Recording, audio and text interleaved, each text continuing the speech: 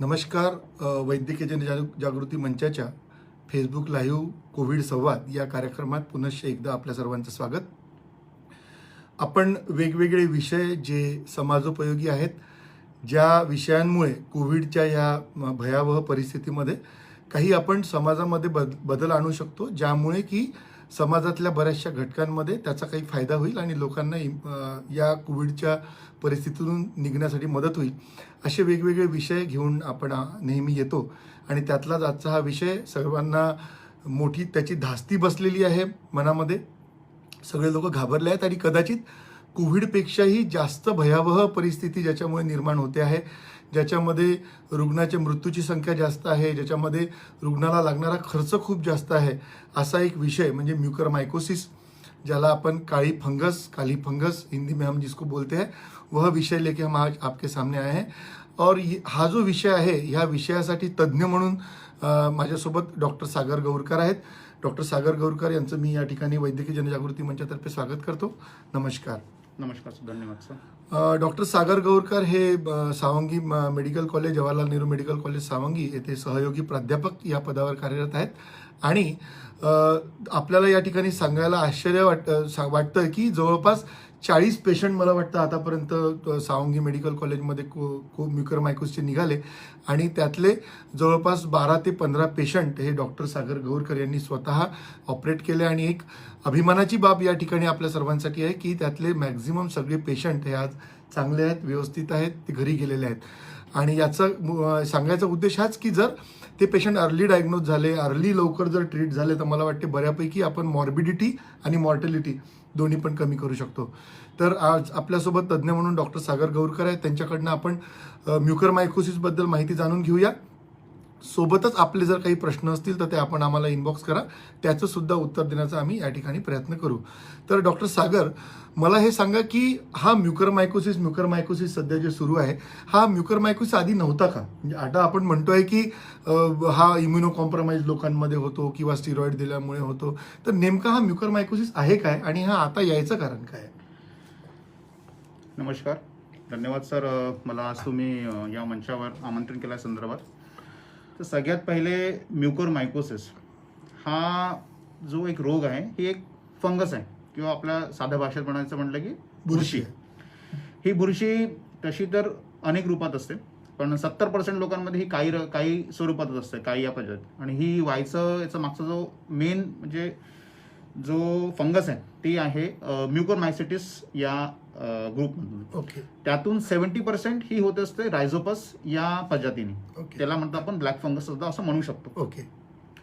आता म्यूकरमायकोसिस हा काही नवीन रोग नाही आहे. हा रोग तसा जगात पहिलेही आढळला, पण हा रोग सर म्हणजे माझ्या पूर्ण करिअरमध्ये म्हणा किंवा आम्ही जे काही लिटरेचर असून वाचलेलं आहे, या लिटरेचरमध्ये आजपर्यंत जास्तीत जास्त वर्षात 3 किंवा 4 केस मिळाले तर भरपूर झालं. ओके. मी 10 वर्षामध्ये माझ्या करिअरमध्ये मी असताना फक्त 2 केसेस बघितलेले आहेत. अच्छा. आणि हा याच्या अगोदर नुसतं सिव्हिअरली कॉम्प्रोमाइज म्हणजे ज्यांची रोगप्रतिकारशक्ती फारच कमी असेल, जसे ज्यांची साखरेचं प्रमाण ज्यांनी रेग्युलेट केलेलं नसेल किंवा ज्यांना HIV बिमारी असेल किंवा ज्या पेशंट्समध्ये ज्यांना अंग प्रत्यारोपण झालेलं असेल, अशामध्ये ज्यांच्यामध्ये इम्युनोमॉड्युलेटरी ड्रग्स किंवा इम्युनोसप्रेसिव्ह गोळ्या सुरू असेल किंवा कॅन्सरमध्ये अतिशय ज्यांची रोगप्रतिकारशक्ती कमी झालेली असेल, अशाच रुग्णांमध्ये हा याच्या अगोदर आढळायचा. पण आता हा कोविडमध्ये सरासरी याची जी संख्या आहे ती वाढली आहे. आणि फारच दक्षतेची गोष्ट ही की हे सेकंड वेव्ह नंतर जास्त वाढलेली आहे. बरोबर. पहिल्या वेव्ह नंतर एवढी जास्त नव्हती. याच्या मागे भरपूर सारे कारणं आहेत. म्यूकरमायकोसिस म्हणजे एक अशी ही बुरशी आहे की जर याच्याकडे आपण लवकरात लवकर जे काही लक्षणं असतात, त्याच्याकडे आपण जर लवकर लक्ष दिलं तर ही प्रिव्हेंटेबल डिसीज आहे. ओके. पण जर ही याचे आपण लक्षणांकडे दुर्लक्ष केले, जे अर्ली सिम्पटम्स अँड साईन्स आहेत त्याच्याकडे आपण जर दुर्लक्ष केलं, तर हे आपल्या नाकातून डोळ्यात आणि डोळ्यातून मग मेंदूमध्ये पसरू शकते. ओके. जेवढं लवकर ही मेंदूत पोहोचेल तेवढ्या लवकर याच्यावर मग नियंत्रण घेणं म्हणजे आटोक्यात आणणं आपल्यासाठी अवघड होऊन जात असते. मला हे सांग की असं जसं तू म्हणतोय की आपण म्यूकरमायकोसिस आधी खूपच कमी प्रमाणात पाहायचो, आणि आश्चर्याची बाब म्हणजे तू आता म्हणतोय की जवळपास 40 रुग्ण एकट्या सावंगीमध्ये आपण बघितले आणि त्यातले जवळपास 10 ते 15 तू स्वतः ऑपरेट केले. तर मला या ठिकाणी प्रेक्षकांना याची माहिती द्यावीशी वाटेल की हा फक्त ब्रेनमध्येच का आढळतोय? कारण नॉर्मली काय होत आहे की प्रतिकारशक्ती कमी झाली की तुमच्या बॉडीमध्ये कुठेही इन्फेक्शन होऊ शकतं. कोविडमध्ये सुद्धा प्रतिकारशक्ती होते कमी. त्यासाठी मल्टिपल रिझन्स आहेत. म्हणजे Covid it self can be a reason for decreasing your immunity. कोविडमुळे सुद्धा आपली प्रतिकारशक्ती कमी होऊ शकते. तर मग हा फक्त ब्रेनमध्येच का आढळतोय किंवा हा सायनसिसमध्येच का आढळतोय, इतर ठिकाणी तेवढ्या प्रमाणात का आढळत नाही? यामागील सगळ्यात महत्वाचं कारण तो असा की या फंगसला ग्रो व्हायसाठी 3 गोष्टींची फार आवश्यकता असते. एक असते तुमची इम्युनिटी कॉम्प्रोमाइज असणं, बरोबर. तुमची रोगप्रतिकारशक्ती कमी. दुसरं असते sir abundance presence of oxygen. Okay. आणि थर्ड असते तुमच्या अबंडन्स प्रेझन्स ऑफ ऑक्सिजन. ग्लुकोजची availability. Third is glucose availability for to त्याला वाढण्यासाठी. बरोबर. तर यातले काय होते की सर जेव्हा हा फंगस आपल्या सायनसमध्ये जातो, तर सायनस असं नाही आहे की नुसतं सायनस, नाकातून तो श्वासात पण जातो, पण श्वासमध्ये म्हणजे आपल्या फेफूसमध्ये त्याचं ट्रान्समिशन रेट तिथे ऑक्सिजनचं फार जास्त असते, त्यामुळे तिथे थोडं ऑक्सिजन मिळत नाही. बरोबर. पण ते सायनसेसमध्ये ऑक्सिजन, कारण की सायनसेसचं काम असते व्हेंटिलेशन करणं. येस. तर ते व्हेंटिलेशनमध्ये ऑक्सिजनची मात्रा फार चांगली असते, त्याच्यामुळे हा तिथे लोकल इम्युनिटीला कॉम्प्रोमाइज करतो. ओके. कोविडमध्ये लोकल इम्युनिटी कॉम्प्रोमाइज होते आणि त्या कारणानुषंगाने तिथे ऑक्सिजनची मात्रा चांगली असल्याने हा सगळ्यात पहिले तिथे ग्रो व्हायचा प्रयत्न करतो. ओके. म्हणजे तो जर त्या ठिकाणी ऑक्सिजनला थोडासा जाण्याचा प्रवाह सुद्धा स्लो असतो. नॉर्मली लंगमधनं तो फास्ट आपण रेस्पिरेशनमध्ये निघतो, तिथे स्टॅग्नन्सी बराच वेळ असते, आपली प्रतिकारशक्ती त्याच वेळी कमी झालेली असते आणि ऑक्सिजन जे आपण रुग्णाला देतो itself act as a good medium so that mucor get वाढायसाठी तिथे जास्त हे मिळते. म्युकर मायकोसिस शिवाय अजून असे कुठले फंगाय आहे की काय ते सुद्धा या कोविड सिच्युएशनमध्ये आपला त्रास देत आहेत आपल्याला, की म्युकरच एक अशी स्पेसिफिक आहे की ती आपल्याला जास्त त्रास देते? 70% तर केसेसमध्ये म्युकरच आम्हाला मिळालेलं आहे. आजपर्यंत मी आता हे जे 15 केसेस केलेले आहेत, या 15 केसेसपैकी अराउंड मी म्हणू शकतो क्लासिकली 13 पेशंट्स तर मी म्युकरच बघितले. Okay. काळी फंगस. ओके. 2च पेशंट असे मिळाले जे आम्हाला ज्याच्यामध्ये व्हाईट फंगस. ओके. जसे व्हाईट फंगसमध्ये कारण भरपूर सारे असू शकतात. कॅन्डिडा इन्फेक्शन सुद्धा असू शकतो, बरोबर. ऍस्परजिलस पण असू शकतो, पण टेक्निकली आम्हाला 30 जास्त बेसिकली सगळ्यात जास्त प्रमाणात जे आहे ती म्युकरच आहे. आणि म्युकरच आज आपण सगळीकडे बघतोय, न्यूजपेपरमध्ये आहे, सगळ्या मीडियावर आहे की म्युकर हेच सगळ्यात महत्वाचं कारण आहे ज्याच्यामुळे आपले रुग्ण जास्त कॉम्प्लिकेट होत आहेत. मला हे सांग की हा जो म्युकर मायकोसिसचा आजार आहे हा त्याची प्रायमरी लक्षणं काय आहे? म्हणजे आमच्या जे पेशंट्स आहेत त्यांनी हाऊ टू कारण मॅक्झिमम हे जे पेशंट आहे घरी गेल्यानंतर कॉम्प्लिकेट होतात. त्यांना बरेच दिवसाचा 10-12 दिवसाचा हॉस्पिटल स्टे असतो, मग ते घरी जातात, चांगले असतात आणि मग त्यांच्यामध्ये असे काय सिम्पटम आहेत की जे त्यांनी अर्ली पिक केले पाहिजे? यात काही सिम्पटम्स फारच लवकर आढळून येतात, पण त्या सिम्पटम्सकडे लोकांचं लक्ष सगळ्यात कमी जात असते. पहिलं सिम्पटम यातलं सांगू शकतो, तुमच्या नाकमध्ये सर्दी होणं. ओके. दुसरं नाकामध्ये खिप्पल बनणं. ओके. तिसरं नाकातून रक्ताचा स्त्राव होणं. चौथं नाकामध्ये एक साईडला सुजन येणं. ओके. चेहऱ्याच्या एका बाजूवर किंवा स्नायूंवर सुजन येणं. डोळ्यामध्ये हलकी आपलं दिसण्याची क्षमता जी असते ती कमी होणे, किंवा एखादी आपली डोळ्याची पापणी जी आहे ती जाड होऊन त्याच्याबरोबर डोळा पूर्ण बंद नाही होणार. ओके.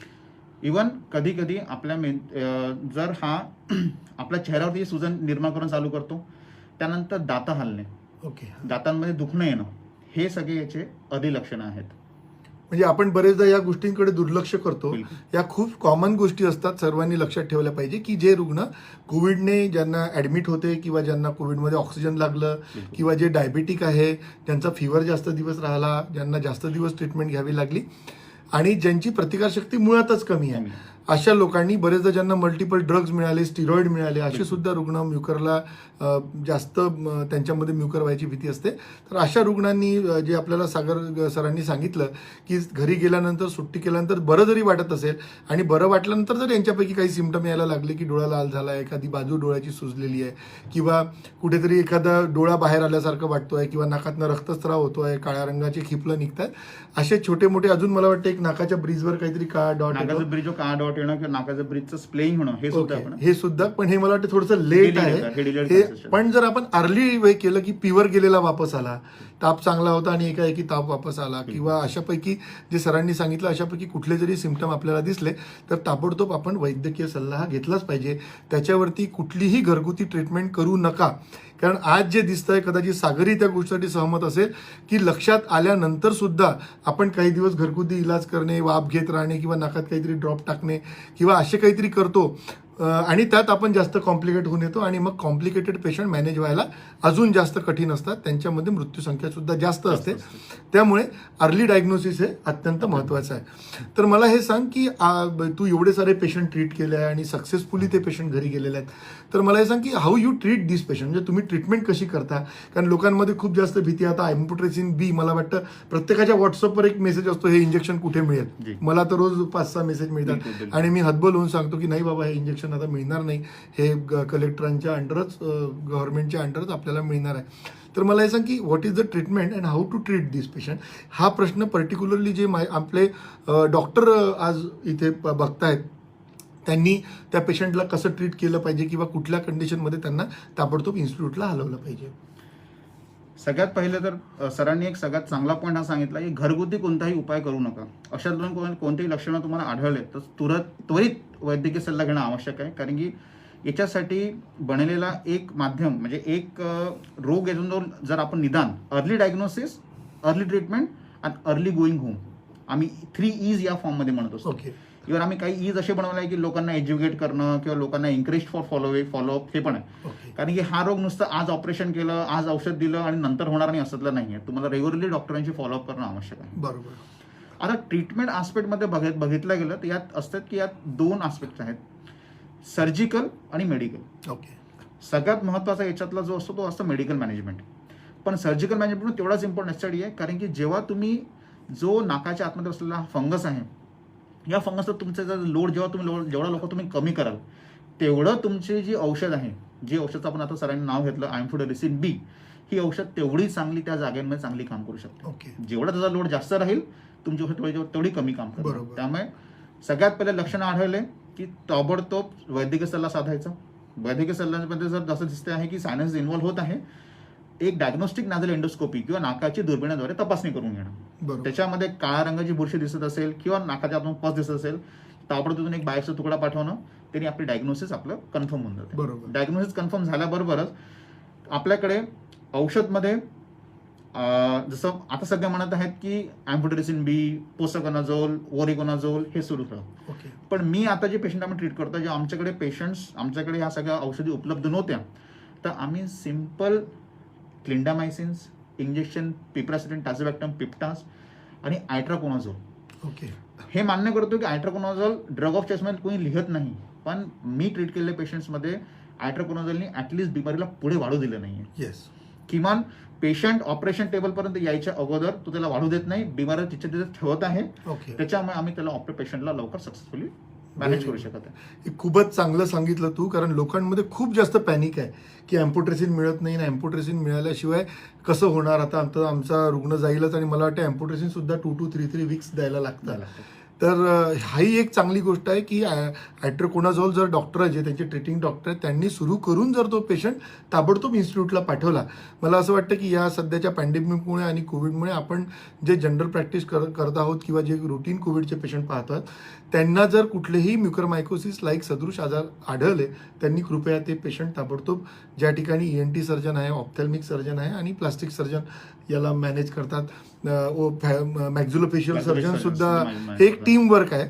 त्याच्यामुळे याच्या मॅनेजमेंटसाठी ही टीमच लागेल. त्यामुळे जर माझ्याकडे जरी एखादा पेशंट आला किंवा कुणाकडे माझ्या डॉक्टर मंडळीकडे आला आणि त्यांना जर कुठले सदृश आजार असतील, म्युकरमायकोसिसची त्यांना डाऊट वाटत असेल, तर त्यांनी त्या पेशंटला ताबडतोब अशा ठिकाणी पाठवावं ज्या ठिकाणी मल्टी स्पेशालिटी अवेलेबल आहेत आणि हे सगळे लोक मिळून त्या पेशंटला तिथे व्यवस्थित मॅनेज करतील. मीनवाईल जर तुम्हाला वाटत असेल तर तुम्ही त्या पेशंटला जाण्याआधी आयट्रोकोनाझोल चालू करण्यास हरकत नाही, जेणेकरून त्याचं तेवढंच जे फंगल लोड आहे ते कमी होईल आणि यांच्या हाती पेशंट पोचेपर्यंत तो बऱ्यापैकी चांगल्या स्थितीमध्ये त्यांच्यामध्ये पोचेल. तर मला हे सांग सागर की आता ह्या सगळ्या गोष्टी झाल्या की म्युकरमायकोसिस काय आहे, त्याचे अर्ली सिम्पटम काय आहे आणि त्याला आपण ट्रीट कसं करणार. परंतु सगळ्यात महत्त्वाचं आहे की याला प्रिव्हेंट कसं करावा, कारण बऱ्याच लोकांना हा प्रश्न जेवढा पेशंटसाठी महत्त्वाचा आहे तेवढा डॉक्टरांसाठी सुद्धा महत्त्वाचा आहे. जे लोक कोविड मॅनेज करतायत त्यांच्यासाठी सुद्धा आज सागर एक टेक्निकल पर्सन, त्यातला एक कन्सल्टंट, त्यातला एक एक्सपर्ट म्हणून आपल्यासोबत आहे. तर he can authentically tell us की what doctor should do to prevent the mucormycosis आणि पेशंटनी सुद्धा काय काळजी घेतली पाहिजे जेणेकरून ते म्युकरमध्ये लँड होणार नाही. तर कृपया मला तशी माहिती देतो.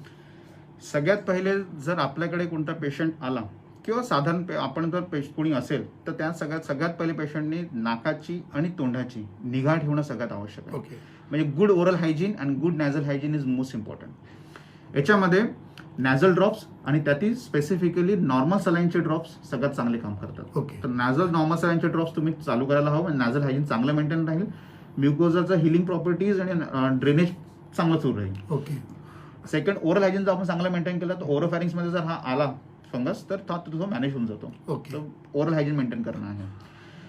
नेक्स्ट, आपले जे कोविडचे जे रेग्युलर हे असतात सोशल डिस्टन्सिंग, वारंवार हात धुणं, हे सगळ्या गोष्टीला तुम्हाला करावं लागतं. या व्यतिरिक्त ग्रामीण भाग, कारण की आमच्याकडे मॅक्सिमम पेशंट्स आज जे आहेत त्यातले भरपूर सारे पेशंट ग्रामीण भागातले आहेत. Okay.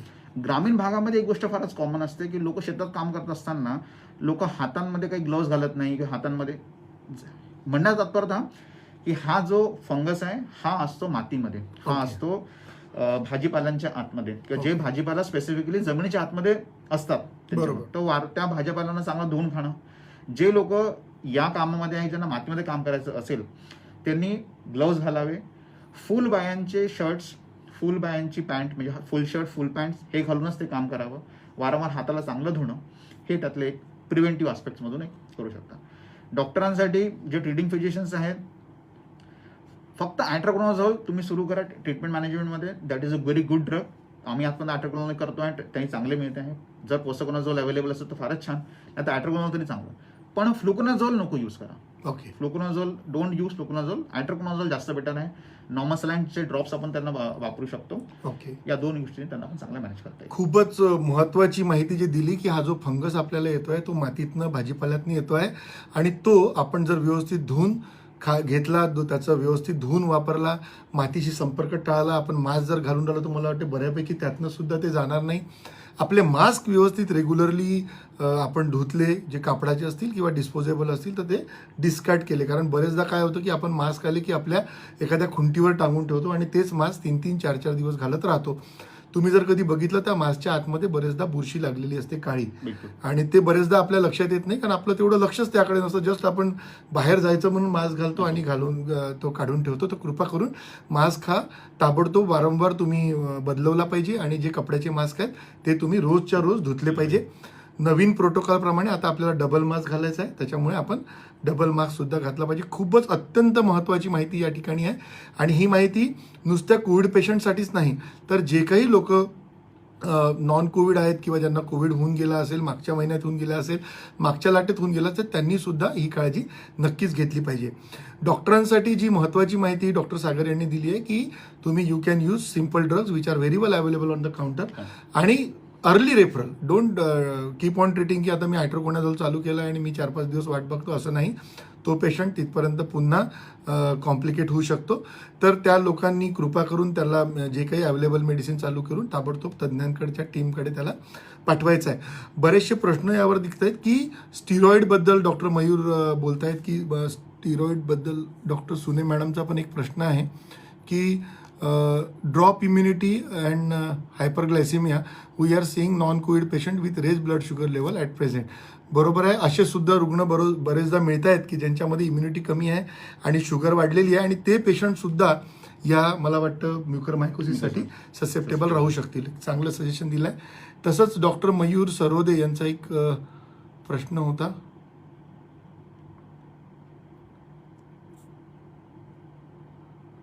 Only diabetic patients are infected with it. नाही, विनीतजी दवे यांचा प्रश्न आहे. हा कुठलाही इम्युनिटी कमी असलेला रुग्णांना हा असू शकतो आणि त्यातलं एक महत्त्वाचं कारण म्हणजे शुगर वाढलेली असणे हे आहे. त्याच्यामुळे every diabetic patient is at prone.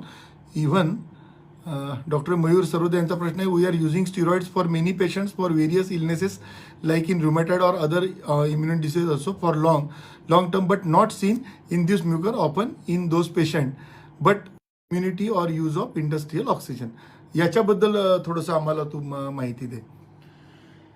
मी बिलकुल सर, हा पॉईंट एकदम व्हॅलिड आहे. कोविड नंतरच का बरं मिळतो आहे, तर याची सर एक तर आहे की कोविडमध्ये आपली जी लोकल इम्युनिटी आहे ती फारच जास्त कॉम्प्रोमाइज झाली आहे. याच्यावर आम्ही पण फार स्टडी करतोय की Y only after second wave. याच्यावर आम्ही स्टडी करतोय की ही डेफिनेटली तुमची इम्युनिटी फारच जास्त कॉम्प्रोमाइज झाली आहे. एक सेकंड सर, स्टेरॉइड आपण जे बाकी डिझीजसाठी वापरत असतो त्याच्यामध्ये आपला तो ज्युडिशियस यूज असतो. ओके. कोविडमध्ये कंट्रोलसाठी ड्रग्स ज्युडिशियसली, स्टेरॉइड स्पेसिफिकली ज्युडिशियसली वापरले नाही गेले, त्याच्यामुळे लोकांची इम्युनिटी फार कॉम्प्रोमाइज झाली. मी असे पेशंट बघितले असं जे prior to covid were non diabetic but as soon as got recovered from covid they are diabetic. Okay. Recently मी एक पेशंटचा ऑपरेट केला आहे हो. त्या पेशंटचा. तिसरं म्हणजे जे तुम्ही विचारला industrial use of oxygen, definitely, कारण की इंडस्ट्रियल यूज ऑफ ऑक्सिजनमध्ये सुद्धा पण जे ऑक्सिजन वापरले जात आहे, जे सिलेंडर्स वापरत आहेत त्यांचं आपण किती त्यांना काय प्रकारे साफ करते आहे, त्याची तेवढी जे कंटेनमेंट असतात त्यांना ते तेवढं प्युअरली क्लीन करते आहे की नाही, हे सगळे पण एक गोष्टी त्याच्यात एक लक्ष देण्याची गोष्ट आहे. बरोबर.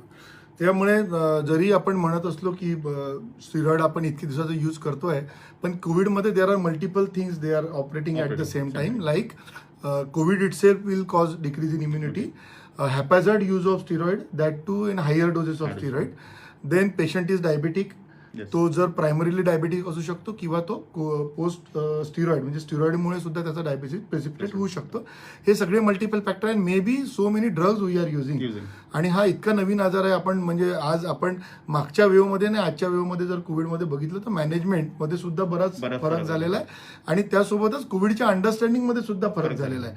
म्हणजे मागच्या वेळी आपण त्याला एक इन्फेक्शन म्हणून ट्रीट करत होतो, आज आपण पोस्ट इन्फेक्टिव्ह ज्या हायपर इम्युन रिस्पॉन्स होतो त्याच्यामुळे आज हे सगळे प्रॉब्लेम येत आहेत. हे आज आपल्याला कळत आहे. कदाचित अजून काही बरेचसे फॅक्टर समोर येतील आणि ते आपल्याला अधिक चांगल्या मॅनेजमेंटसाठी माहिती देईल. अजून सारे ड्रग्ज नवीन नवीन पाईपलाईन मध्ये. एक पॉईंट मी अजून बोलू इच्छितो, तो आहे की जे लॉंग टर्म ऑक्सिजन थेरपी लोकांना मिळत आहे, इव्हन तुम्ही जर मेडिकल ऑक्सिजन सुद्धा दिलं तरी जो मेडिकल ऑक्सिजन ज्या ट्यूब्स थ्रू पेशंटला चाललेला आहे किंवा ज्या वायल्स किंवा ज्या कंडेन्सर्समध्ये चाललेला आहे त्यांची प्युरिटी, त्यांची क्लिनिटी एक हे पण क्वेश्चनेबल आहे. Even the water we are using that is not sterile water, it is being is a normal water, normal tap water पण लोक वापरतात. ओके. हा एक प्रयोग पण आहेत की याच्यामध्ये सुद्धा पण फंगसची वारंवार ग्रोथ तुमच्यात होऊ शकते. असे बरेच मल्टिपल फॅक्टर जे तू सांगितलं की स्टिरॉइड सोबत डायबिटीज, त्यानंतर इम्प्रॉपर यूज ऑफ ह्युमिडिफाईड ऑक्सिजन, कारण आपण ह्युमिडिफायर जे वापरतो त्याच्यामध्ये नॉर्मली आपण स्टराईल वॉटर टाकायला पाहिजे, पण बरेचदा आपण टॅप वॉटर टाकतो आणि ते आपण एक्सप्लेन नाही करू शकत नाही. इतकं जास्त वर्कलोड आहे. कदाचित आता हा म्युकर आला म्हणून आपण तेवढा विचार करतोय की हे आपण वॉटर कुठलं वापरलं पाहिजे, पण आज आपल्याला जेव्हा कळत आहे की या गोष्टीमुळे आपण प्रिव्हेंट करू शकतो तर नक्कीच आपण या काळजी घेऊया. सोबतच एक फेरिटीनचा नवीन फॅक्टर आला आहे की कोविडच्या इन्फ्लॅमेशनमुळे इन्फ्लॅमेटरी मार्कर म्हणून फेरिटीन बॉडीमध्ये वाढतं आणि ferritin itself is a good culture medium for fungus. So these are. म्हणून मयूर जे सरोदेंनी जो प्रश्न विचारला की इंडस्ट्रियल ऑक्सिजनमुळे हा होत असेल का, पण आज आपला जो इंडस्ट्रियल ऑक्सिजन वापरण्याशिवाय पर्याय नाही, मेडिकल ऑक्सिजन तितका नाही आहे. परंतु खूप छान प्रश्न तू विचारला. परंतु हे सगळे फॅक्टर म्हणजे नाव mucormycosis is not only a single factor disease, is a multifactorial disease and there are so many issues which are coming over the period and we are treating those. May be it may be complication of treatment or it may be the complication of disease itself. हा प्रश्न आपण यासाठी जास्त विचार करतोय कारण भारतामध्ये हा जास्त आढळतो. म्हणजे पाश्चिमात्य देशात किंवा अमेरिकेमध्ये, युएसमध्ये जिथे कोविड मॅनेज आहे तितके एवढे जास्त म्युकरमायकोसिस मिळाले नाहीत. आपल्याकडे मिळण्याचं महत्वाचं कारण म्हणजे आपल्याकडे यूज होणारे ड्रग्ज म्हणा किंवा आपली इम्युनिटी म्हणा, डायबिटीजचं प्रमाण भारतामध्ये सगळ्यात जास्त आहे. सोबतच आपल्याकडे वर्कलोड खूप जास्त आहे, आपल्याकडे इन्फ्रास्ट्रक्चरचा सुद्धा प्रॉब्लेम आहे आणि industrial oxygen I don't know but it can be there may be so many causes and that's why we are facing so many problems of mucor. परंतु मला असं वाटतं आजच्या ज्या कोविड संवादमधनं आपण ज्या काही गोष्टी लोकांपर्यंत नेतो आहेत त्या गोष्टीचं जर पालन काही प्रमाणात रुग्णांनी आणि डॉक्टरांनी सांगितल्याप्रमाणे जे ट्रीटिंग फिजिशियन आहेत त्यांनी सुद्धा जर या गोष्टी काही केल्या तर मला वाटतं बऱ्यापैकी आपण काही रुग्ण सिरियस होण्यापासून, क्रिटिकल होण्यापासून वाचवू शकू. काही पेशंटला आपण अर्ली डायग्नोज सुद्धा करू शकू. या ठिकाणी मला पुन्हा एकदा सगळ्यांना विनंती करावीशी वाटते की बऱ्याचदा आपण ट्रीटमेंट प्रोटोकॉल म्हणून कुणाचं तरी प्रिस्क्रिप्शन फॉलो करतो. बिलकुल. म्हणजे कुठलं तरी मी एखाद्या पेशंटला व्हॉट्सअपवर प्रिस्क्रिप्शन पाठवलं की ते सगळेजण वापरतात. बरोबर. आणि प्रायमरीली जे आम्ही सगळे लोक काळजी घेतो की ॲक्यूट जेव्हा व्हायरल इलनेस असतं, म्हणजे सर्दी ताप होऊन 1 किंवा 2च दिवस झालेले आहे आणि मला कोविड सदृश आजार आहे, तर कोविडची ट्रीटमेंट घेण्यास हरकत नाही तुमचा रिपोर्ट येईपर्यंत. परंतु कृपा करून स्टिरॉइड पहिल्या 5 दिवसामध्ये सुरू करू नका. कारण नॉर्मली त्या कोविडमुळेच आपली इम्युनिटी कमी झालेली, त्यात आपण पुन्हा स्टिरॉइड घेतो. आणि या ठिकाणी सांगावंसं वाटेल, जेव्हा तुम्ही अर्ली फेजमध्ये स्टिरॉइड घेता तेव्हा ते स्टिरॉइड तुमच्या व्हायरसला सुद्धा ग्रो होण्यास मदत करतं, रेप्लिकेट होण्यास मदत करतं. तर आपण जर या सगळ्या काळजी घेतल्या, ज्युडिशियस यूज ऑफ स्टिरॉइडला आपण नाही म्हणूच शकत नाही, कारण सध्याच्या कंडिशनमध्ये steroid is the only treatment which is proven. म्हणजे आज रेमडेसिवीर सुद्धा क्वेश्चनेबल झालेला आहे. टॉसीसाठी बरेचसे लोकांचे मागणे येतात, ते सुद्धा शेवटच्या स्टेजला लावायचं आहे. इव्हन टॉसीमुळे कमी होणाऱ्या इम्युनिटीमुळे सुद्धा म्युकरमायकोसिस बसू शकतो, हे सुद्धा एक महत्त्वाचं कारण आहे. परंतु जर आपण स्टिरॉइड जे आपण स्वतःहून घेतो ते स्वतः न घेता आपल्या डॉक्टरांना विचारून घेतलं, डॉक्टरांना बरोबर हिस्ट्री दिली, कारण बरेचदा काय असतं की तुमचा कोविडचा रिपोर्ट कधी पॉझिटिव्ह आला आणि तुम्हाला सिम्पटम कधी आले ह्याच्यात सुद्धा बरेचदा तफावत असते. बिलकुल. म्हणजे मला आज कोविडचा आजार आहे, मी 3 दिवस वाट बघतो, मग मी 4थ्या दिवशी टेस्ट करतो आणि पॉझिटिव्ह आल्यानंतर मी माझा पहिला दिवस पकडतो. तसं नाही, तुमचे पहिल्या सिम्पटमपासनं तुम्हाला पहिला दिवस कुठला आहे तो डॉक्टरांना व्यवस्थित सांगायचा आहे, जेणेकरून डॉक्टरसुद्धा तुम्हाला व्यवस्थित ट्रीटमेंट करतील. सोबतच सांगितल्याप्रमाणे मातीपासनं, भाजीपाल्यांपासनं म्युकस फंगस आपल्यामध्ये जाऊ शकतो, ती काळजीसुद्धा आपल्या सर्वांना घ्यायची. खूप छान आणि महत्त्वाचं या ठिकाणी माहिती दिली की फुलबाह्याचे कपडे घाला, हात वारंवार धुवा, मास्क घालूनच भाजीपाला ट्रीट करा, त्याला व्यवस्थित क्लीन करा, मातीशी संपर्क कमीत कमी येऊ द्या, टाळा. या गोष्टी आपण करूया, सर्वांना या गोष्टी सांगूया, जेणेकरून हा म्युकर आपल्या समाजातून जो काही मोठ्या प्रमाणात पसरतो आहे आणि भयावह आहे, कोविडपेक्षा जास्त, तो काही प्रमाणात आपण कमी करण्यास प्रयत्न करूया. तुला अजून काही इनपुट्स आहेत तुझे जे आपण आपल्या डिस्कशनमध्ये राहिलेले आहेत? नाही सर, सगळे इनपुट्स आपल्याला क्लिअर कवर्ड आहे सर. तर आम्ही या ठिकाणी थांबतो आहे. आपण हा जो व्हिडिओ आम्ही बनवतो आहे याचे लोकांची इच्छा होती की हा तुम्ही यूट्यूबवर पण टाकावा. तर हा सचिन पावडे या यूट्यूब चॅनलवर हे सगळे जेवढे आपण कोविडबद्दल लोकांमध्ये, जनमानसामध्ये जे जनजागृती करतोय ते सगळे व्हिडिओ त्या चॅनलवर आहे. आपण तिथे जाऊन पाहू शकता, ते सबस्क्राईब करू शकता त्या ठिकाणी जाऊन. म्हणजे ह्या ज्या काही नवीन नवीन गोष्टी आहेत ज्या तज्ज्ञांकडनं आम्ही घेऊन आपल्यापर्यंत पोहोचवण्याचा प्रयत्न करू, त्या तुमच्यापासून बाकींच्यापर्यंत सुद्धा या पोहोचवण्याचा आपण प्रयत्न करूया. तर Covid appropriate behaviour is must. Mask, hand sanitisation and social distancing. सोबतच सागरनी सांगितल्याप्रमाणे ज्या काही नवीन गोष्टी आता ॲड होत आहेत त्या आपल्याला म्युकरमायकोसिसला प्रिव्हेंट करण्यासाठी सुद्धा ॲप्रोप्रिएट बिहेवियर म्हणून आपण यूज केल्या पाहिजे. सोबतच सगळ्यात महत्त्वाचं म्हणजे वॅक्सिनेशन आता सगळीकडे उपलब्ध आहे. लोकांनी जाऊन ताबडतोब जेवढ्या लवकर शक्य आहे तेवढं वॅक्सिन घ्यायचं आहे. आणि पेडियाट्रिशियन म्हणून मी या ठिकाणी पुन्हा एकदा सांगेल की आपण सगळेजण प्रोटेक्ट होणार आहोत, वॅक्सिनेट होणार आहोत. कदाचित आपण इन्फेक्टिव्ह होऊन गेलेलो असू तर आपल्याला इम्युनिटी आलेली असेल, पण आपल्या मुलांच्या बाबतीत ते नाही, ते अजून इन्फेक्ट व्हायचे आहेत. त्यांच्यामध्ये व्हॅक्सिनसुद्धा नजीकच्या काळात दृष्टीपथात नाही आहे, त्यामुळे त्यांची काळजी घेणं सुद्धा आपल्याला अत्यंत महत्त्वाचं आहे. कारण त्यांच्यामध्ये जेव्हा कोविड पसरेल तर आजपर्यंत असे कुठलेच ड्रग्ज नाही जे आपण ॲडल्टमध्ये म्हणू शकतो, पण लहान मुलांमध्ये असे कुठले अँटीव्हायरल ड्रग वाढवण्याची सध्या तरी आपल्याला परमिशन मिळालेली नाही आहे. त्याच्यामुळे त्यांच्यासाठी त्यांना प्रोटेक्ट करणं हे आपल्या सर्वांचं आद्य कर्तव्य आहे. तर या ठिकाणी थांबूया, घरातच राहा, कोविड ॲप्रोप्रिएट बिहेवियर फॉलो करा आणि बघत राहा फेसबुक लाईव्ह विजय. थँक्यू. नमस्कार.